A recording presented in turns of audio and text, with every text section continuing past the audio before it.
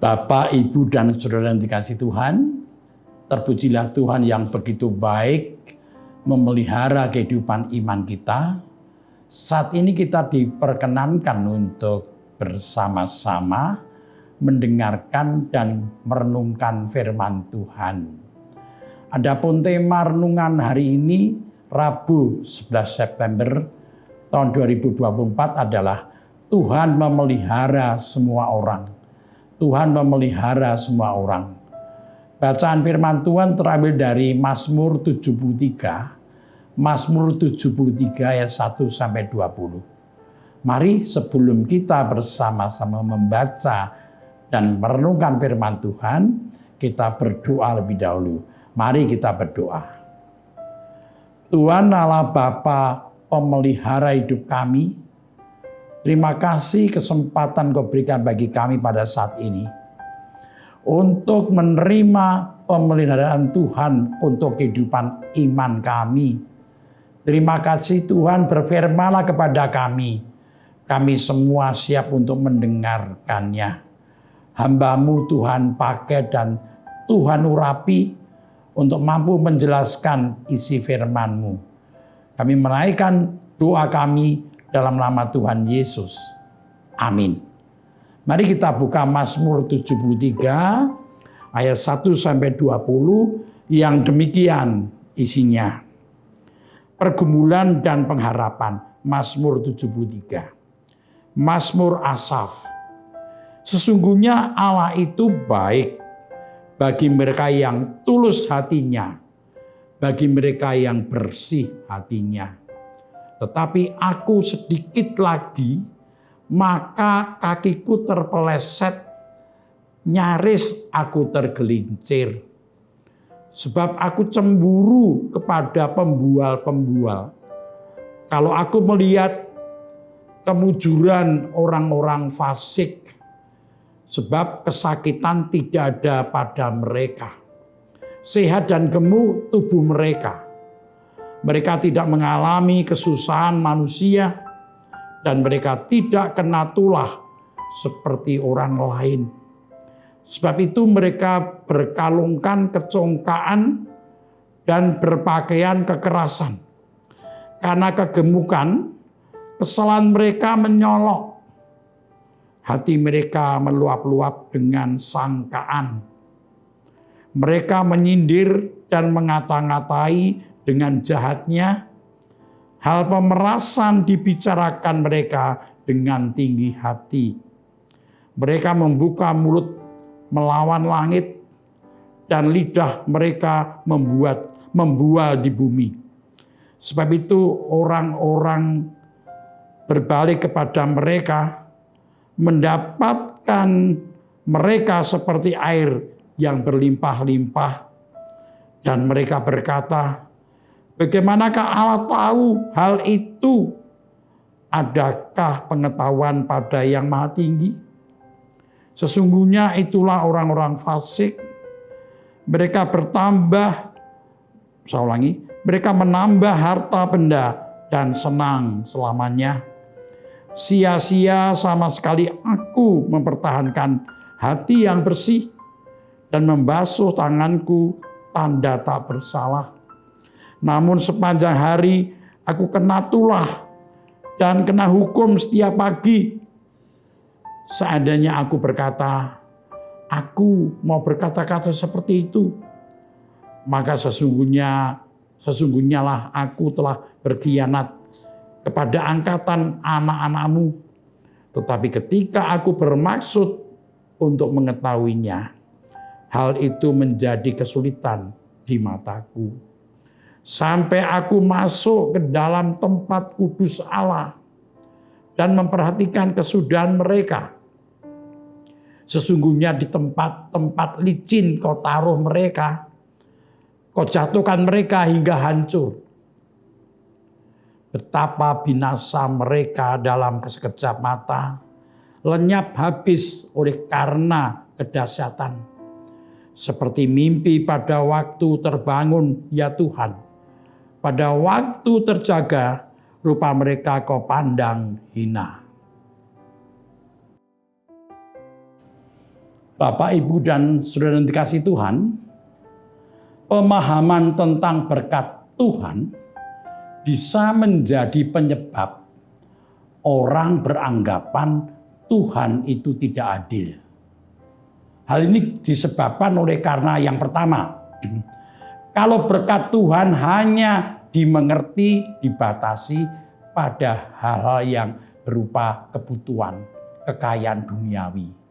Jadi kalau berkat Tuhan hanya dimengerti, dibatasi pada hal yang duniawi, meskipun sebenarnya berkat Tuhan itu sangat banyak dan sangat luas. Seperti misalnya penyertaannya, tuntunannya, pengajarannya, penguatannya, penghiburannya, dan sebagainya. Sehingga ketika orang tidak atau kurang memiliki kekayaan, kebutuhan untuk hidup sehari-hari, itu sering merasa tidak atau belum diberkati Tuhan. Di sini berkat Tuhan dipahami dengan arti yang sempit. Hanya kebutuhan-kebutuhan duniawi. Lalu yang kedua disebabkan yaitu pengertian. Pengertian disebabkan oleh karena keyakinan bahwa orang yang menyembah dan taat pada Tuhan, orang yang menyembah dan taat pada Tuhan, itu seharusnya diberkati Tuhan. Sehingga hidupnya enak, kaya, sehat, dan tanpa masalah. Sebaliknya orang yang tidak menyembah Tuhan atau orang yang jahat, sudah sepantasnya dihukum Tuhan. Pemahaman inilah yang bisa menjadi penyebab orang beriman iri dan jatuh dosa. Ketika melihat orang yang tidak beriman dan jahat, malah hidupnya enak, sukses, kaya, sehat, dan sebagainya dibandingkan dirinya sendiri. Jadi pemahaman yang salah tentang berkat Tuhan bisa menimbulkan orang beriman iri dan jatuh dalam dosa. Bapak, Ibu, saudara yang dikasihi Tuhan, hal inilah yang dialami oleh pemazmur yang diungkapkan di ayat 3 demikian. Sebab aku cemburu kepada pembual-pembual. Kalau aku melihat kemujuran orang-orang fasik. Pemazmur iri kepada orang fasik, yaitu orang-orang yang tidak percaya dan tidak mentaati Tuhan. Kejahatannya diungkapkan oleh pemazmur. Jadi kejahatan orang fasik diungkapkan oleh pemazmur dalam ayat 3 terus sampai juga ada yang ke-11. Demikian misalnya. Dikatakan mereka itu pembual, yaitu sombong. Kejahatannya adalah sombong. Lalu mirip dengan tadilah congkak ayat yang ke-6. Kemudian dikatakan berpakaian kekerasan ayat yang ke-6. Berpakaian kekerasan. Kemudian hatinya meluap dengan sangkaan. Hatinya meluap dengan tuduhan ayat 7. Mereka menyindir dan mengata-ngatai dengan jahat. Artinya perkataan mereka jahat. Dan yang berikutnya adalah mereka juga memeras ayat 8. Dan yang paling jahat adalah menghina Tuhan ayat 11. Mereka menghina Tuhan. Itulah kejahatan orang fasik. Bapak, Ibu, saudara yang dikasihi Tuhan, pemazmur telah mengungkapkan semua kejahatan orang fasik tadi. Meskipun hidup mereka penuh kejahatan dan tidak percaya pada Tuhan, tetapi hidupnya justru penuh dengan keberhasilan. Seperti yang diungkapkan dan ditulis dalam ayat 4 dan 5 yang demikian. Tidak ada kesakitan. Tubuh mereka sehat dan gemuk. Tidak mengalami kesusahan, tidak kena tulah. Dan ayat 12 dikatakan demikian. Mereka menambah harta benda dan senang semuanya. Inilah yang menyebabkan pemazmur cemburu atau iri. Karena pemazmur mempunyai pemahaman bahwa orang yang jahat seharusnya dihukum dengan penderitaan, bukan malah disertai Tuhan dengan berkat-berkat. Perasaan iri ini yang menjadikan pemazmur merasa bahwa ia hampir terpeleset jatuh dosa. Ayat yang kedua. Pemazmur lupa bahwa Tuhan itu Maha Kasih yang tidak akan membeda-bedakan dalam memelihara ciptaannya.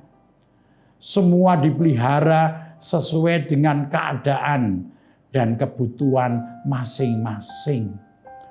Tuhan yang Maha Kuasa mengerti semua kebutuhan setiap ciptaannya dengan tepat.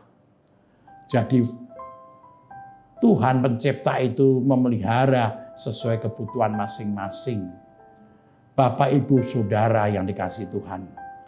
Akhirnya pemazmur dalam ayat 16-17 datang dan bertanya pada Tuhan atas keadaan yang ia tidak pahami, tidak mengerti mengapa orang jahat lebih enak hidupnya. Dan dalam ayat 18-20, pemazmur mendapatkan jawaban bahwa mereka yang jahat diberi hidup yang enak akan menjadikan mereka tergelincir dan jatuh binasa. Maka kesimpulannya demikian. Tuhan memang tidak membeda-bedakan semua manusia. Ia mengasihi semua ciptaannya dengan memelihara sesuai kebutuhan dan keadaan masing-masing. Tetapi bagi mereka yang tidak percaya dan taat pada Tuhan, hidup dalam kejahatan akan hidup menuju pada kebinasaan. Sebaliknya, meskipun hidup orang yang percaya dan taat pada Tuhan bisa mengalami berbagai pergumulan, kesulitan. Kadang-kadang harus menderita sakit, menderita kekurangan, dibenci, disakiti. Tetapi bagi orang yang taat, akhirnya akan menerima kemuliaan dari Tuhan. Maka pemazmur akhirnya menyimpulkan bahwa Tuhan itu baik. Dalam ayat yang pertama dikatakan demikian. Dia mengatakan demikian ayat yang pertama. Sesungguhnya Allah itu baik bagi mereka yang tulus hatinya. Bagi mereka yang bersih hatinya. Tuhan itu baik. Jangan iri hati.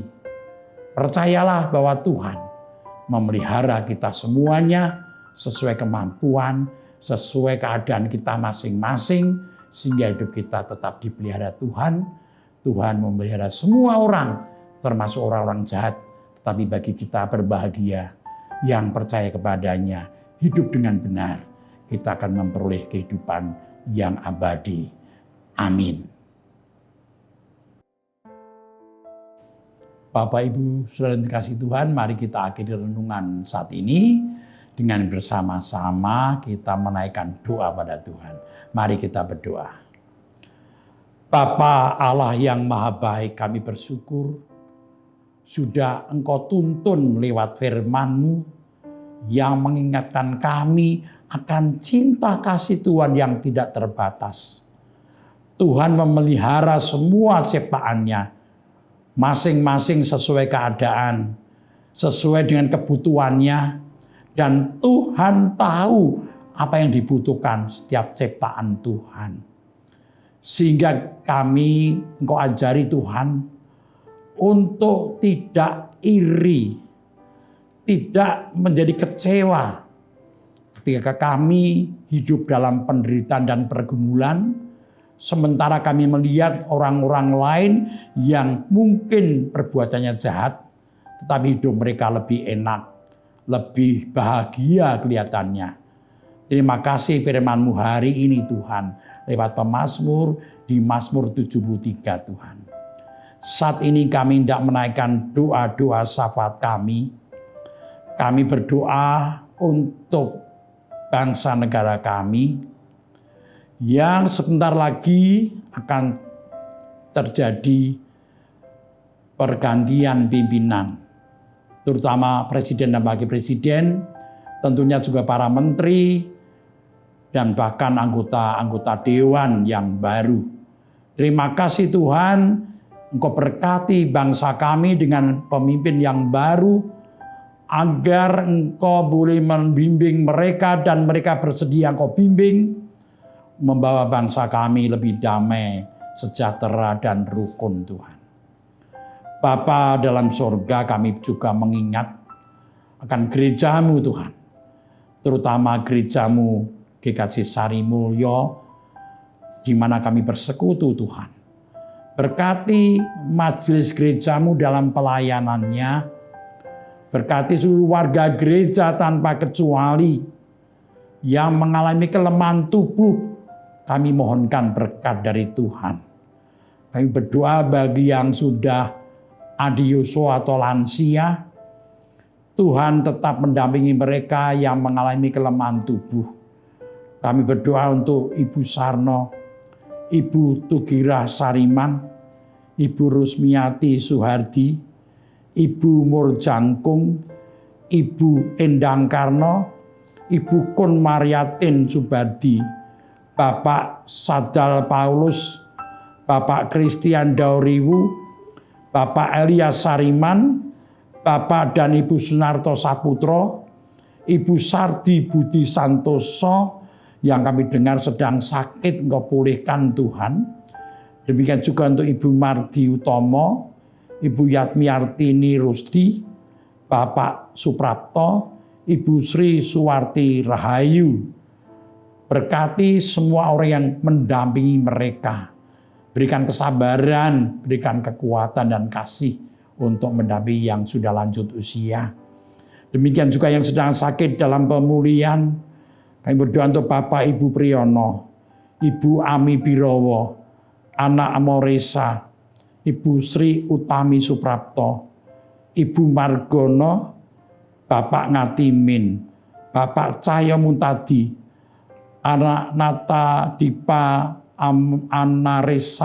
Anasera, Bapak Saharun, Bapak Warsito Utomo, Ibu Endang Joko Triyono, Ibu Maria Kasman Simanjuntak, Bapak Edwin Kursma Yulianto, dan Anak Nasya Alana. Berkati semua yang sakit Tuhan, terutama secara khusus kami berdoa untuk anak Naladipa Anasera Tuhan. Kami mohon Kau yang mendampinginya untuk bertumbuh dengan normal karena berkat-Mu Tuhan.